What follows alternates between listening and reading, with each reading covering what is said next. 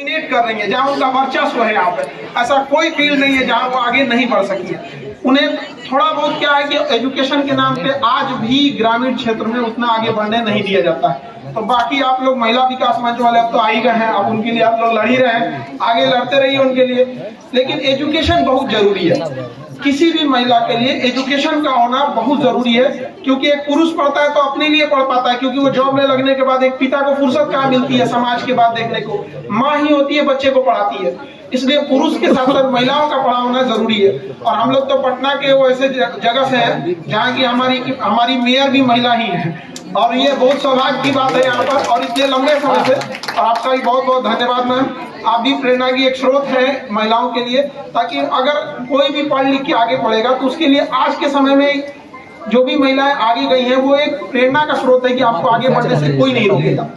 कई बार ऐसा होता है कि महिला लोग कहने लगती हैं कि हम पुरुषों से कम है क्या। अरे ये बताइए, कई मामलों में तो आप लोग पुरुषों से आगे हैं, तो क्यों अपने आप को पीछे खींच के ले आना चाह रही है कि हम पुरुषों से कम है क्या।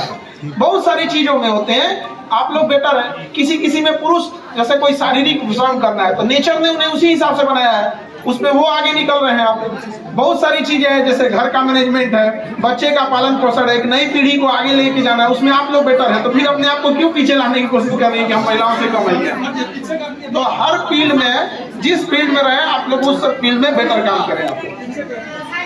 एक चीज और, अभी के टाइम पे एजुकेशन का मतलब केवल ये नहीं होता है कि पढ़ाई लिखाई करके एक डिग्री ले लेना।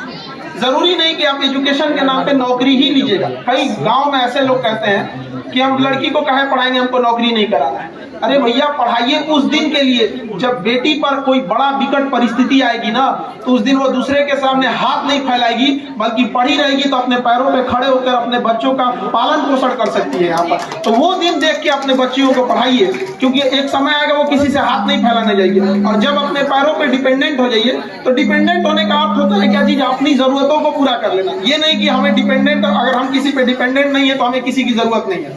इंसान एक सामाजिक जीव होता है, समाज में हम सबकी जरूरत होती है। चाहे हम जितने भी डिपेंडेंट हो जाए, चाहे जो भी इतना भी आगे बढ़ जाए, समाज को छोड़ के हम नहीं रह सकते हैं।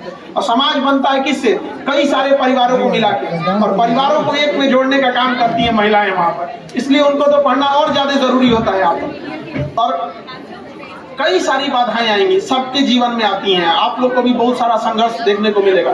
सोशल मीडिया का जमाना, एक तो हमेशा कहते हैं कि जितना सोशल मीडिया पे महिलाओं की इज्जत होती है, काश उतना धरातल पे हो जाता। बाप रे बाप, कोई शिकायतें नहीं थी। वहां पे देखिएगा तो ऐसा कहा जाएगा कि ये, और धरातल पे आने के बाद लोग भूल जाते हैं। यूपीएससी में दहेज न लिया जाए इसके लिए 10 पन्ना का निबंध लिख के लाएगा और अपनी 1 करोड़ दहेज ले लेगा।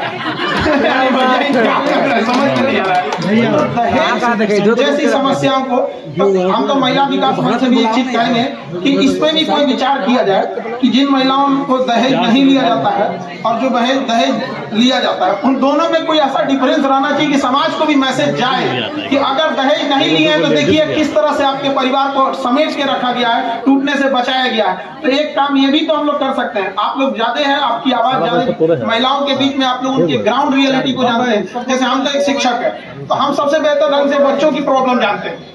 उस तरह से आपका जुड़ाव महिलाओं से, शायद उस प्रॉब्लम को भी आप जानती होंगी जिसे वो पब्लिकली नहीं बोल पाती है। इसके लिए गवर्नमेंट भी बहुत योगदान करती है। आप देखिए किसी भी, अभी संसद में हम लोग का नया बिल आया है वुमेन रिजर्वेशन के लिए, 1/3 रिजर्वेशन हुआ। अब जाने अनजाने में ना आप लोगों ने पता नहीं कैसे यूनिटी ला दिया है कि पूरे नेशनल लेवल की जो भी पार्टियां हैं या जो भी पॉलिटिक्स है वो आपके इर्द गिर्द घूमता है। किसी की हिम्मत नहीं है ना, चाहे जितना भी अब जाने अनजाने में हुआ या कैसे भी हुआ, बस इतना यूनिटी है महिलाओं में कि किसी भी देश के चाहे प्रधानमंत्री हो या कुछ भी हो, उन्हें पता है कि अगर महिलाओं ने हमारा रास्ता साथ छोड़ दिया तो बड़ी बड़ा मुश्किल हो जाएगा आगे। ये आपके यूनिटी और आपके दबाव का ही नतीजा है कि 1/3 आप लोग को संसद में आप लोग को प्रस्ताव पारित हो गया। अब जितना जल्दी वो लागू हो सके। अब क्या है भैया, कहावत क्या जाता है ना कि लड़का हुआ तो मुंडल होबे करेगा। अब जब